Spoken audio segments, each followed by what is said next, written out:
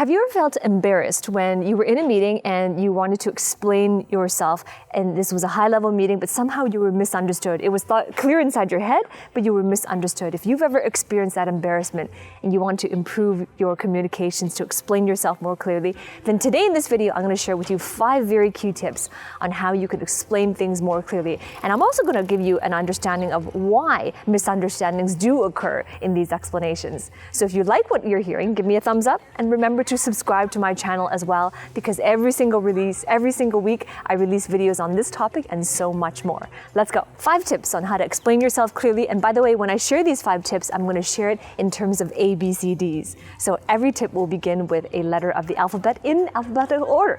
So let's start with the first one, A.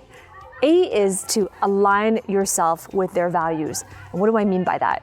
Whoever you're communicating with, it doesn't matter how high they are, higher up stakeholders, prospects, clients, it does not matter. Every individual you're going to be communicating with, they have their own priority of values.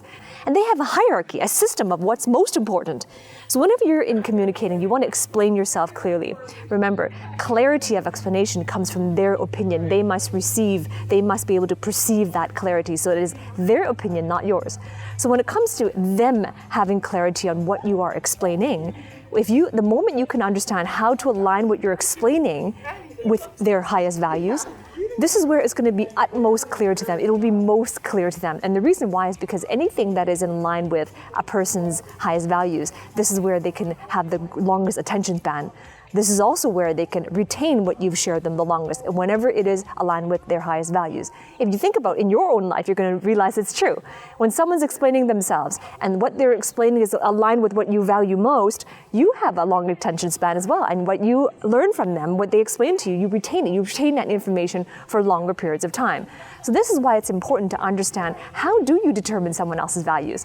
Now, every time, the biggest mistake that I hear professionals making when they're explaining their ideas is that they have such an urgency, they have such a training to tell people everything that they know.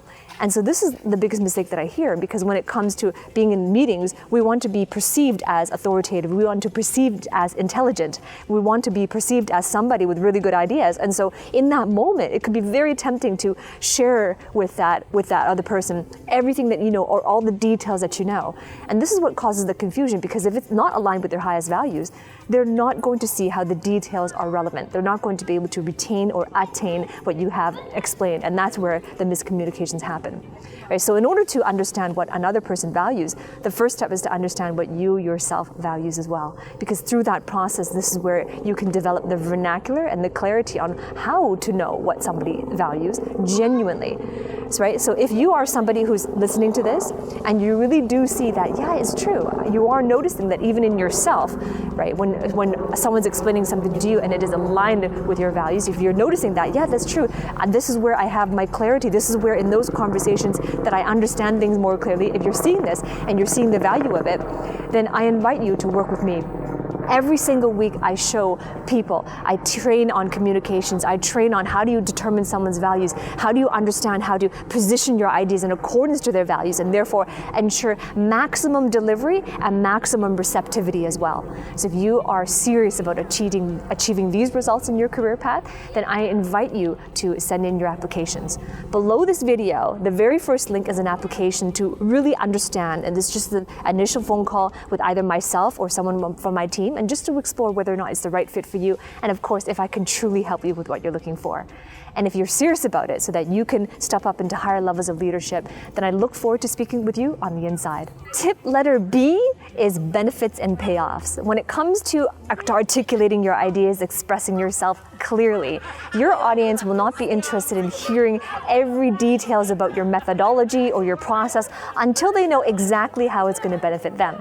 Right? Think of it as having a lens in terms of what's in it for me, what's the payoff, what is the outcome that we're going to be producing from this, what is the benefit, how can I enjoy the payoffs from really understanding what you are articulating. So sometimes the onus is on you in terms of understanding and being able to articulate how they're going to benefit from the ideas that you are sharing. And sometimes it requires you to be able to help them to see how it's benefiting from them, how they're going to benefit. You might need to help them to see it through your articulating and through your positioning as well. Because when it comes to articulating benefits and payoffs, The benefits are their opinion that they genuinely see that it's going to benefit from them. And when they look at and they see whether something is beneficial to them, whether or not the payoff is something they'll enjoy, it's going to be through the lens of their own values. So this goes right back to tip letter A. When it comes to aligning with your values, it goes right back there, right? So 2 tips so far. A is align with their highest values, and B is benefits and payoffs, articulating that through your explanation. And these 2 tips will help you to elevate the clarity of your explanation through their perspective. Tip letter C, clarity trumps cleverness. Right? We have been programmed ever since elementary school, high school, college, and beyond. We've been programmed that it is important to sound intelligent, because we've been programmed to believe that if we don't sound intelligent, it means that other people perceive us as uneducated or that we don't know what we're talking about. And so this urgency to sound intelligent in front of our audience is causing us to want to use words or want to sound a particular way or want to dump out and tell and share everything we know so that we can demonstrate the depth of our knowledge. The problem with that is that when we focus on cleverness instead of clarity, oftentimes we lose our audience or we bury the lead and they don't really see the essence of what we are sharing. So rather than sharing everything that you know, because remember, tip letter A and tip letter B, this follows through from that, rather than sharing everything you know, strive for a basic understanding from them, a basic understanding on what you are explaining or the idea that you are sharing.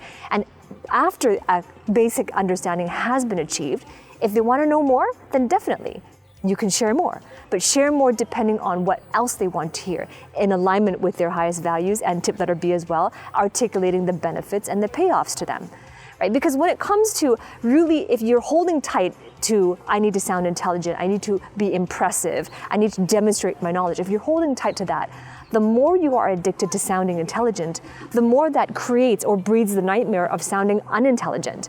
And that creates a lot of pressure, because now the focus is on yourself. So that's why as soon as you are focused more on cleverness and the sounding intelligent part of it, it breeds that nightmare and it creates even more pressure, because the focus is on self. The focus is on how am I going to look, how am I going to sound, and how am I going to be received. And that always makes the conversation a lot more difficult, because now the focus is on you and the benefits and payoffs to yourself instead of the benefits and payoffs to your audience.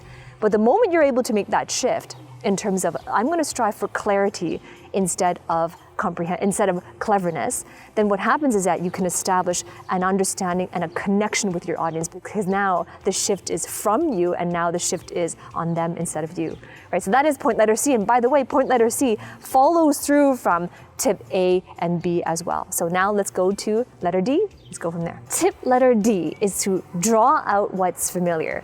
Because chances are, whenever you are articulating something to an audience, one person or many people, you have some sort of intention behind why you're sharing this, why this is important to you to explain it. And it could be because you want to get buy-in, or it could be because you want an idea approved, or it could be you want to move something forward. But the essence of your intention is you want to create some sort of change. You want to create some sort of movement, which is a change. And change is hard.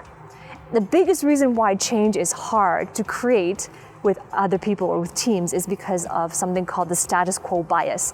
And what the status quo bias means is that individuals have a tendency to keep things in the familiar, to be familiar with what they know, and therefore it's more predictable and it's safer and it's secure and it's reducing the risk. And that is the essence of why change is so hard.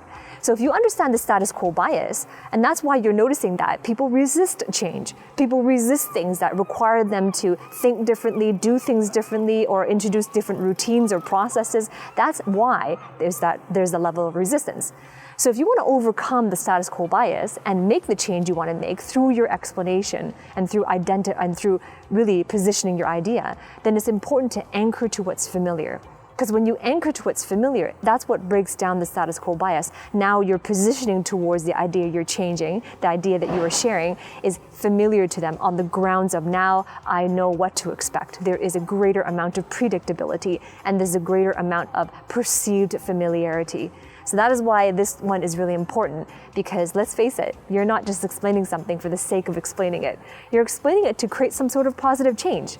A positive change that you're passionate about, a positive change that moves towards the vision that you see happening in your industry as well, right? So tip letter D is draw out what is familiar and anchor your explanation to that. Final tip is tip letter E, and this is to embrace a dialogue. Because let's face it, whenever you're explaining an idea or trying to explain yourself clearly, it is not a one-sided conversation. It is not a monologue, it is a dialogue. And whenever you invite dialogue, which means that you invite others to contribute, you invite others to share their perspectives, even though sometimes other people's perspectives might challenge yours. But this is where you got to change your relationship with challenging. When someone challenges your perspective, is an opportunity for you to refine your craft, for you to refine your offering through your explanation. So invite a dialogue. And when you invite a dialogue, here's what it does. When you invite a dialogue, now the other people or the other person feels included. And when they feel included, they're able to also share their perspectives. They're able to feel acknowledged. And in the process, in so doing, they can eventually come to their own conclusions about why this idea is important, or they can come to their own conclusions about why what you're explaining is important and why it's beneficial and how it's going to help them to achieve what's highest on their values. So with that in mind, as you're communicating them, you might be thinking, well, how do I do so in a way that is assertive? Because you might be noticing that, well, sometimes I feel hesitating, sometimes I'm a little bit too passive, or maybe I'm a little bit too aggressive. How do I be more assertive in this dialogue? Then if you are serious about understanding the process of coming more towards assertiveness, then watch the next video. This next video that's coming up is going to share with you all the tips and tricks on how to be more assertive. That's coming up next, so I'll see you there.